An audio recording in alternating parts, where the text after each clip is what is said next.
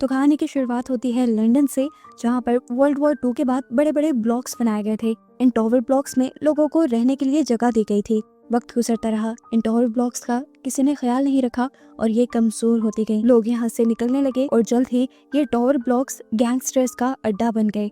Authorities ने कई मरतबा इन टॉवर ब्लॉक्स को तोड़ने का डिसीजन लिया और कुछ को तो तोड़ा भी, लेकिन कुछ को वो नहीं तोड़ पा रहे थे क्योंकि वहां से लोग निकलने का नाम नहीं ले रहे थे और कुछ में उन्हें गैंगस्टर्स का खतरा था। बताया जाता है कि सेंट्री हाउस नाम का ऐसा ही एक टॉवर ब्लॉक जल्द ही तबाह कर दिया जाएगा जब आखिरी फ्लोर के लोग ये बिल्डिंग छोड़ देंगे। अब सीन कट होता है और एक रात में हमें निक नाम के एक लड़के को दिखाया जाता है जो गुंडों से बचकर भाग रहा था और उनसे बचने के लिए वो सेंट्री हाउस के अंदर ही भाग जाता है। यहाँ की लिफ्ट काम नहीं कर रही थी तो बचने के लिए उसे सीढ़ियों का इस्तेमाल करना पड़ा। आखिरी फ्लोर पर पहुंचकर वो सबसे मदद की भीख मांगता है। सभी लोगों के दरवाजे खटखटाता है लेकिन सभी लोग उसे मुश्किल में देखकर अपने दरवाजे बंद कर देते हैं। यहाँ तक कि कुछ लोग तो एक्स्ट्रा सिक्योरिटी लॉक भी लगा देते हैं। आखिर गुंडे भी उसके पीछे पहुंच चुके थे जो उसे मारना शुरू कर देते हैं। ये सब बेकी के घर के बाहर हो रहा था, जो ये होता हुआ देखकर पुलिस को कॉल कर देती है। इस टाइम पुलिस कॉल नहीं उठा रही थी और जब तक पुलिस कॉल उठाती वो जानती थी कि यहाँ पर कुछ बहुत बुरा हो सकता था, इसलिए वो मदद करने के लिए खुद ही बाहर निकल गई। लेकिन उन आदमियों ने तो उसको भी हरा दिया। उनकी मार से वो बेहोश होने लगी थी। उसने आखिरी सीन जो देखा था कि वो गुंडे निक को यहाँ से ले जा रहे थे।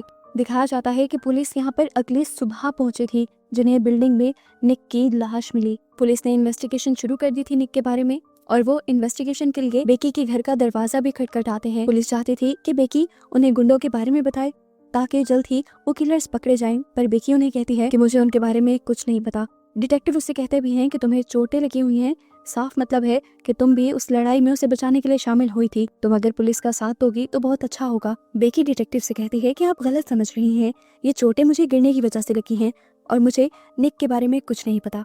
डिटेक्टिव को गुस्सा आ जाता है क्योंकि इस बिल्डिंग में रहने वाला कोई भी आदमी उन गुंडों के बारे में कुछ भी बताना नहीं चाहता था।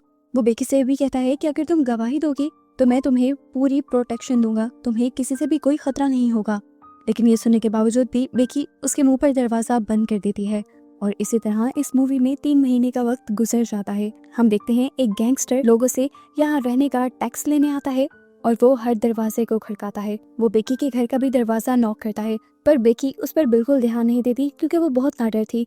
हम देखते हैं कि यहाँ पर एक कपल उसको पैसे देता था अपनी प्रोटेक्शन के लिए, जबकि ऐसे ही 2 और लड़के भी उसे मदद की डिमांड करते हैं। इसी फ्लोर पर रहने वाले हमें एक और लड़के को भी दिखाया जाता है जो अकेला रहता था और अल्कोहल एडिक्ट था। और ऐसे ही बेकी की एक दूसरी नेबर को भी दिखाया जाता है जो पार्टीज करने के लिए हमेशा अपने बच्चों को अपने ही अपार्टमेंट में छोड़ जाया करती थी और बेकी के समझाने पर वो बेकी के ऊपर ही भड़क जाती है। खैर, पॉइंट की बात यह है कि इस फ्लोर पर रहने वाले सभी लोग अजीब थे। बिल्डिंग टूटने के नोटिस पर भी ये फ्लोर खाली करने को तैयार नहीं थे, उल्टा पुलिस और अथॉरिटीज से बचने के लिए वो गुंडों को पैसे देते थे।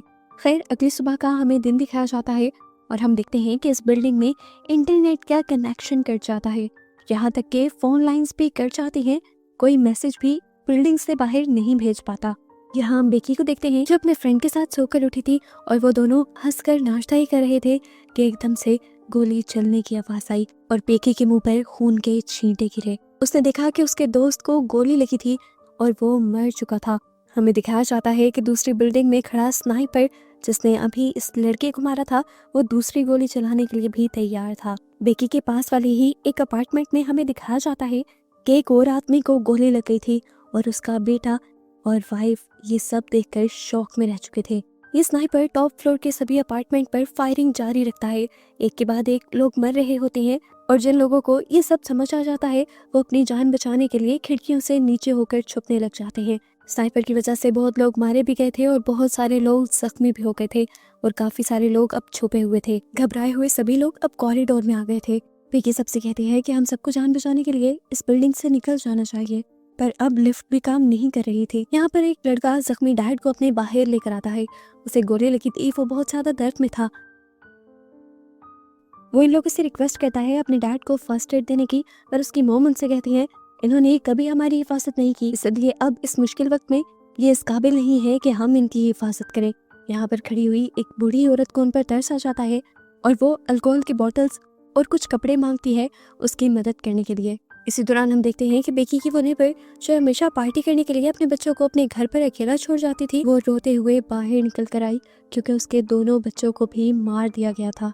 और एक और जख्मी औरत भी घसीटते हुए अपने अपार्टमेंट से बाहर निकलती है। वो बूढ़ी औरत जो पहले गोली लगे हुए आदमी को फर्स्ट एड दे रही थी, जब तक इस लड़की के पास पहुंची तो ये लड़की जख्मों की वजह से अपना दम तोड़ चुकी थी, वो मर चुकी थी। इसी लड़की का हस्बैंड अब अपार्टमेंट के अंदर बहुत ही ज्यादा जख्मी था, वो मदद के लिए बुला रहा था। इसीलिए बेकी और डेनियल जमीन पर रेंगते हुए उसकी मदद के लिए जाते हैं। वो उसे घसीट घसीट कर उसके अपार्टमेंट से बाहर कॉरिडोर में ले आती है और वो आदमी अपनी वाइफ की मौत देखकर टूट जाता है। बेकी नोटिस करती है कि उसके साथ वाले अपार्टमेंट में रहने वाला कर्टिस अभी तक बाहर नहीं आया था। उसे बचाने के लिए ये लोग उसके अपार्टमेंट का दरवाजा नॉक करते हैं जो अभी भी खुला हुआ था। डरते हुए ये लोग उसके अपार्टमेंट के अंदर गए तो देखा कि वो तो सो रहा था। जैसे ही बेकी ने उसे उठाने की कोशिश की तो कर्टिस ने उसे दुश्मन समझकर उसी के ऊपर हमला करना चाहा, पर बेकी ने उसे समझाया कि हम तो तुम्हें बचाने के लिए आए हैं। वो उसे स्नाइपर और मरे हुए लोगों के बारे में सब कुछ बताती है, लेकिन कर्टिस को यकीन नहीं आता। बेकी कहती है अगर तुम्हें यकीन नहीं है तो तुम पर्दा हटाकर देख लो, लेकिन उससे पहले हम बाहर चले जाएंगे। पॉल बेकी से कहता है बेवकूफ हो जो तुम उसे ऐसा करने को कह रही हो, लेकिन कर्टिस पॉल की बातों पर बिल्कुल ध्यान नहीं देता। बेकी और पॉल कमरे से बाहर चले जाते हैं और कर्टिस साइड पे होते हुए जैसे ही पर्दा हटाता है तो सामने से गोली चलती है और यहाँ पर उसके बेड पे रखे हुए तकिए फट जाते हैं, जिससे कर्टिस को यकीन आ गया था कि जो कुछ बेकी और पॉल कह रहे हैं वो सच है। इसलिए वो भी कपड़े पहनकर कॉरिडोर में निकल आता है। सब लोग अब कॉरिडोर में बैठे हुए यही सोच रहे थे कि आखिर स्नाइपर है कौन और इन लोगों को मारने क्यों जा रहा है। क्या वो इस बिल्डिंग का डेवलपर है जो इस बिल्डिंग को खाली करवाना चाहता था? बेकी कहती है नहीं, ये किसी आम डेवलपर का या आम आदमी का काम नहीं है। गोलियां दूसरी बिल्डिंग से चल रही हैं। स्नाइपर के पास एडवांस स्नाइपर गन है। ऐसी गन्स हमेशा मिलिट्री वालों के पास होती है या एजेंट्स के पास होती है। बेकी कहती है लिफ्ट्स का बंद होना और इंटरनेट और मोबाइल के कनेक्शंस इस बिल्डिंग से काटना ये साफ जाहिर कर रहा है कि जो भी इंसान यहाँ पे सबको मार रहा है वो प्रॉपर प्लानिंग के साथ आया है। बेकी को आइडिया आता है, वो इमरजेंसी सीढ़ियों का इस्तेमाल करके बिल्डिंग से निकलने का प्लान करते हैं, लेकिन वो देखते हैं कि सीढ़ियां बिल्कुल बाहर थी। अगर ये सब लोग बाहर निकलते तो स्नाइपर वैसे ही इन्हें देखकर इन्हें मार देता। एक बूढ़ा आदमी ने आइडिया देता है कि हमें यहीं रहकर इंतजार करना चाहिए तब तक के लिए जब तक स्नाइपर खुद न चला जाए या पुलिस स्नाइपर को नोटिस न कर ले। लेकिन यहाँ पर वो आदमी जिसे गोली लगी थी वो बहुत ज्यादा दर्द में था। उसकी जान बचाने के लिए उसे हॉस्पिटल ले जाना जरूरी था। बेकी कहती है कि अगर किसी तरह हम एक मर्तबा नीचे पहुंच जाएं तो हम बिल्डिंग के पीछे के दरवाजे की मदद से यहाँ से भाग सकते हैं। हम देखते हैं कर्टिस को, जिसे किसी की परवाह नहीं थी, उसे अपनी नींद की परवाह थी, इसलिए वो अपनी बिल्डिंग में वापस जाना चाहता था। तब वो बूढ़ा कपल जो कर्टिस को पैसे देता था अपनी हिफाजत के लिए, वो उसे कहता है कि तुम हमसे पैसे लेते रहे हो, अब हमारी सिक्योरिटी की जिम्मेदारी तुम्हारी है। कर्टिस जब उनकी बातों को टालने लगा तो उस बूढ़े आदमी ने उसे 2 पंच मारे, जिससे कर्टिस ऐसा गिरा कि दोबारा उठ ना पाया और हमें पता चला कि ये बूढ़ा आदमी एक्स मिलिट्री सोल्जर है। बेकी भी कर्टिस पर अपना अच्छा गुस्सा उतारती है। खैर अब ये लोग डिसाइड करते हैं कि ये किसी तरह लिफ्ट को खोल लेंगे। डेनियल जाकर अपने डैड का टूल बॉक्स ले आता है और ये लोग बहुत ही होशियारी से लिफ्ट को खोलने की कोशिश करते हैं। और जैसे ही एक लड़का लिफ्ट को खोलने में कामयाब होता है तो सामने से गोली चलकर उसे लग जाती है और वो वहीं पर मारा जाता है। और ऐसे यहाँ मौजूद सभी लोगों में भगदड़ सी मच जाती है। सभी लोग लिफ्ट से दूर हो जाते हैं। बेकी एक शीशे की मदद से लिफ्ट के अंदर देखती है तो उसे पता चलता है कि अंदर स्नाइपर नहीं था। स्नाइपर ने अंदर एक सेंसर गन लगाई हुई थी, जिसकी वजह से वो दूसरा बंदा मरा था। लिफ्ट तो अब काम नहीं कर रही थी। इसके बाद बेकी, पॉल और कर्टिस लिफ्ट के शॉफ्ट में से होते हुए नीचे की तरफ जाते हैं। ये लोग ग्राउंड फ्लोर के दरवाजे तक पहुंच गए थे, जहां जाकर ये लोग टूल्स की मदद से उस दरवाजे को जोर लगाते हुए खोल लेते हैं और फाइनली ग्राउंड फ्लोर पर आ जाते हैं। यहाँ से इन्हें इमरजेंसी बैक डोर खोलना था। काफी देर तक तो ये लॉक खोलने की कोशिश करते रहे, लेकिन लॉक जैसे सील था तो यहाँ कर्टिस ने उस दरवाजे के लिवर्स को ही खोल दिया और इन्होंने पूरा दरवाजा ही हटा दिया। लेकिन उसके बावजूद भी ये लोग यहाँ से निकलने में कामयाब नहीं हुए, क्योंकि इस पीछे के दरवाजे को एक बहुत बड़े कंटेनर से बंद किया गया था, जिसे तीनों मिलकर भी जरा सा भी नहीं हिला पाए। नाउम्मीद होकर ये लोग ऊपर वापस आ जाते हैं और सबको ये बुरी खबर देते हैं कि ये लोग पीछे के रास्ते से भी बचकर नहीं जा सकते। अब क्योंकि ये सारे मशवरे बेकी दे रही थी तो सब बेकी से कहते हैं तुम ही कुछ सोचो, तुम्हें अच्छे आइडियाज आ रहे हैं। तो बेकी कहती है हम में से किसी एक को खतरा मोल लेना होगा और ऊपर जाना होगा। ऊपर जाकर हम कपड़ों की रस्सियां बनाएंगे और बिल्डिंग की बैक साइड से होते हुए सब इस बिल्डिंग से बाहर निकल जाएंगे। और लेडी कहती है हम कपड़े जितने भी जोड़ ले इतने लंबे नहीं होंगे, इससे अच्छा हम फायर होस का इस्तेमाल कर लेंगे। अब इतना खतरों भरा काम करना किसे था। बातें करते करते ये लोग इस पॉइंट पे भी आ जाते हैं कि आखिर उनके साथ ये सब हो क्यों रहा है। तो यहाँ पर एक लेडी लिफ्ट के पास लगा एक पेपर उठाती है और बताती है कि ये जरूर हमारे दुश्मन की तरफ से लगाया गया है। इन 3 इमोजीज का मतलब है बुरा मत करो, बुरा मत सुनो और बुरा मत बोलो। जरूर हमारे साथ हमारे ही किए का बदला लिया जा रहा है। उस दिन निक हमारे सामने मरा था, या तो हमसे कोई निक की मौत का बदला ले रहा है या पुलिस की हेल्प ना करने का बदला ले रहा है। वो लड़की कहती है कि मेरी किस्मत में जो होगा देखा जाएगा, लेकिन मैं आखिरी मर्तबा अपने बच्चों को देखना चाहती हूँ। ये कहते ही वो अपने अपार्टमेंट का दरवाजा खोलती है और अंदर चली जाती है और विंडो के सामने जाते ही उसे भी शूट कर दिया जाता है। यहाँ सभी रोने लग जाते हैं और ये देखकर कर्टिस को गुस्सा आ जाता है और कहता है कितने ड्रामेबाज हैं आप लोग। आप लोगों ने कभी उसे पसंद नहीं किया था, बल्कि आप सब तो हमेशा उसे डांटते रहते थे, उसे जज करते थे कि वो अपने बच्चों को घर छोड़ जाया करती थी। आज उसके लिए आपको कैसे रोना आ रहा है। खैर इन सबको खामोश करवाते हुए बूढ़ी औरत बोलती है कि अब रात हो चुकी है, हमें एक मर्तबा दोबारा से ट्राई करना चाहिए। हम सारी लाइट्स ऑफ करके नीचे जाते हैं। स्नाइपर को पता नहीं चलेगा, लेकिन सबको ये बुरा आइडिया लगा क्योंकि स्नाइपर जिसके पास इतनी अच्छी गन थी उसके पास नाइट विजन वाले बाइनोकुलर्स भी हो सकते थे। यहाँ कर्टिस नोटिस करता है कि जो इमोजीज स्नाइपर की तरफ से लगाए गए थे वो सिर्फ लिफ्ट पे नहीं थे, बल्कि 2 और लड़कों के घर के बाहर भी बने हुए थे। जब इन दोनों लड़कों से कर्टिस सवाल करता है तो ये दोनों साफ इनकार कर देते हैं कि उन्हें तो इस बारे में कुछ नहीं पता। तो कर्टिस जबरदस्ती उन्हें उनके फ्लैट्स के अंदर ले जाता है और उनसे पूछता है कि बताओ अगर तुम्हारी कोई दुश्मनी है या कोई मसला है। ये दोनों जब बात नहीं मानते तो कर्टिस एक लड़के की जख्मी टांग पकड़ लेता है और उसे दर्द देने लगता है और कहता है बताओ क्या तुम दोनों ही तो निक की मौत के जिम्मेदार नहीं। और यहाँ वो लड़का दर्द में कबूल कर देता है कि हाँ हमने ही निक को मारा था क्योंकि निक ने हमारे पैसे वापस नहीं किए थे। इन लोगों को नहीं पता था कि बाहर खड़े हुए सब लोग इनकी बातें सुन रहे हैं। सभी लोगों को समझ आ जाता है कि सब कुछ जो हो रहा है उसके जिम्मेदार वो दोनों हैं। तो ये सब लोग फैसला करते हैं कि हम उन दोनों को ही स्नाइपर के हवाले कर देते हैं, ऐसे बाकी सब लोग बच जाएंगे। यहाँ कर्टिस को भी यही लग रहा था कि इन दोनों को बिल्डिंग से बाहर निकलकर अपना जुर्म कबूल कर देना चाहिए और स्नाइपर के सामने चले जाना चाहिए। लेकिन ये दोनों जब कर्टिस की बात नहीं मानते तो कर्टिस इन्हें मारने लग जाता है। मारते मारते कर्टिस एक लड़के को खड़ा करके पर्दा हटा देता है और स्नाइपर उसे शूट कर देता है। गोली की आवाज सबने सुनी थी। फ्लैट का दरवाजा बंद था। बाहर खड़े हुए लोग सब डर गए और इस फ्लैट के दरवाजे को नॉक करने लगे। यहाँ फ्लैट के अंदर कर्टिस देखता है कि दूसरा लड़का रेंगते हुए फ्लैट से भागने की कोशिश कर रहा था। उस समय वो भी घसीटते हुए उसे खिड़की के सामने ले आया। स्नाइपर ने गोली चलाई और वो भी मारा गया। कर्टिस जैसे ही बाहर आया तो बेकी उसे डांटने लगी कि तुमने ये क्या किया है। स्नाइपर को पता भी नहीं कि उसने असली मुजरिमों को मार दिया है और ऐसे अभी तक हम सब खतरे में हैं। यहाँ दूसरी लड़की कहती है नहीं मुझे लगता है कि खतरा खत्म हो गया है, इसलिए वो अपने बेटे को लेकर यहाँ बिल्डिंग से उतरने लगती है। बाकी लोग उसे रोकने की कोशिश भी कर रहे थे क्योंकि सबको नहीं लग रहा था कि स्नाइपर रुक गया होगा। बेकी उस औरत को रोकने के लिए उसके करीब जाकर उसका बाजू भी पकड़ लेती है, पर वो औरत कहती है तुम नहीं समझोगी कि अपनों को खोना क्या होता है। तुमने तो एक ऐसे दोस्त को खोया है जिसके साथ तुम एक रात भी नहीं रही। उस समय बेकी उसे थप्पड़ मार देती है। यहाँ पर खड़े हुए सारे लोग कहते हैं अगर तुम अपनी जान जोखिम में डालना चाहती हो तो डालो, लेकिन अपने बेटे को यहीं छोड़ दो, उसके आगे एक बहुत बड़ी लाइफ है। डरते हुए वो औरत भी पहले अपना हाथ बाहर निकालती है और फिर जब देखती है कि फायर एस्केप पर कोई खतरा नहीं है तो फायर एस्केप वाली स्टेयर्स से नीचे उतरना शुरू कर देती है। वो सारी सीढ़ियां नीचे उतर गई थी पर उसे कुछ नहीं हुआ था। ये देखते हुए उसका बेटा भी नीचे उतर आता है और नीचे वाले इंटरकॉम से ऊपर वाले लोगों को बताता है कि वो लोग बिल्कुल ठीक है। उसकी मॉम जैसे ही चंद कदम आगे बढ़ती है तो दिखाया जाता है कि स्नाइपर ने उन्हें शूट कर दिया था और गोली की आवाज ऊपर वाले लोगों ने भी सुनी थी। डैनियल को पता था कि उसे बचना है। वो एक मेटल शीट को अपनी ढाल बनाते हुए यहाँ से भागने की कोशिश ही कर रहा था, पर स्नाइपर ने पहले उसकी उंगलियों में गोली मारी। जैसे ही मेटल शीट उसके हाथ से छूटी तो स्नाइपर ने उसको भी मार डाला। ऊपर बेकी और पॉल ये फैसला करते हैं कि हमें वही रास्ता अपनाना चाहिए जिसके बारे में हम पहले सोच रहे थे, यानी छत के ऊपर से रस्सियां बांधकर बिल्डिंग की बैक साइड से नीचे उतरने वाला। ये खतरनाक काम कौन करता? तब पॉल कहता है ये काम मैं करूंगा क्योंकि मेरी जिंदगी में पहले ही कोई नहीं है।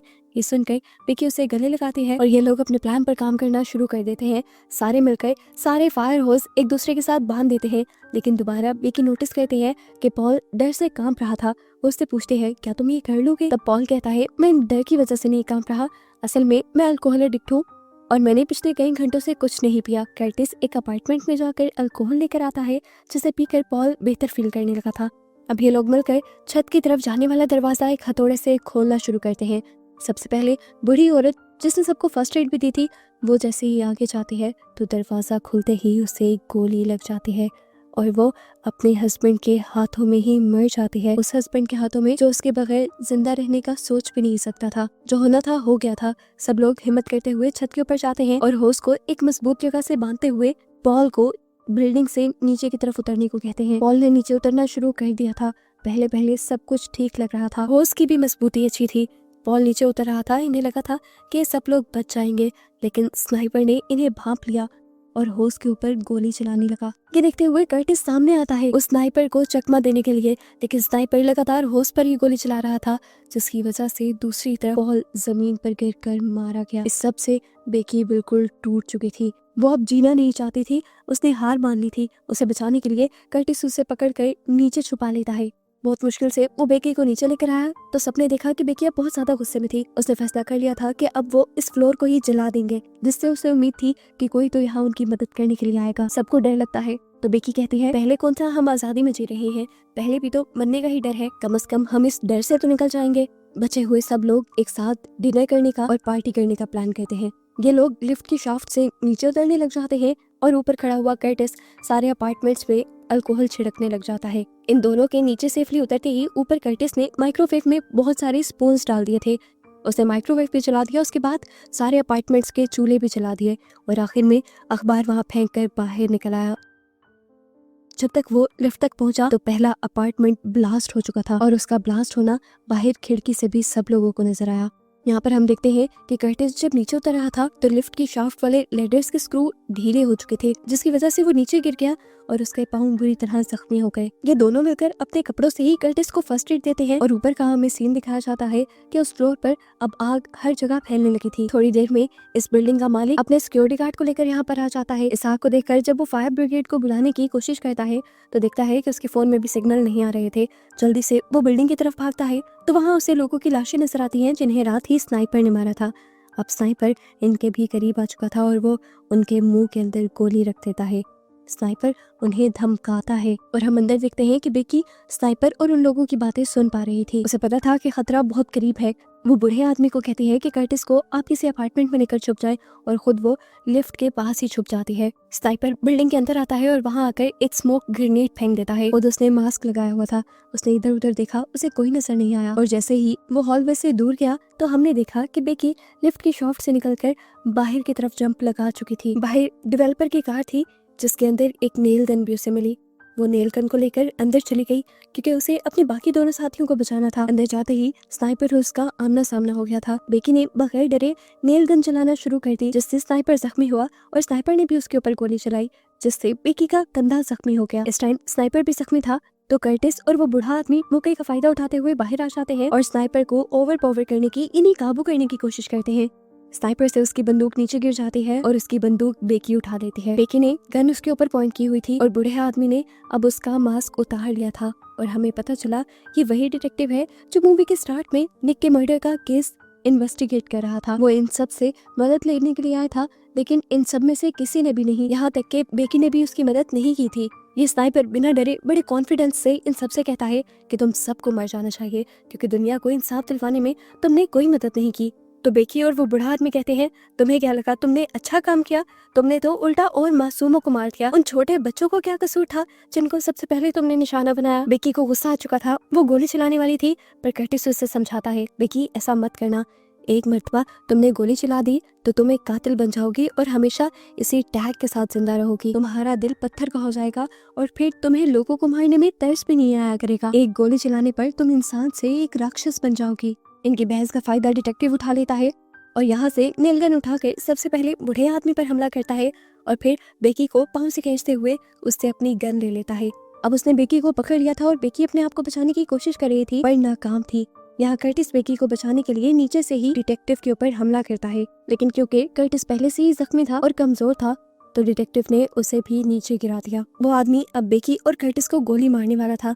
बेकी के पास कोई ऑप्शन नहीं बचता और वो अपनी पास पड़ी नेल गन उठाते हुए बेदर्दी से डिटेक्टिव के सर में मार देती है।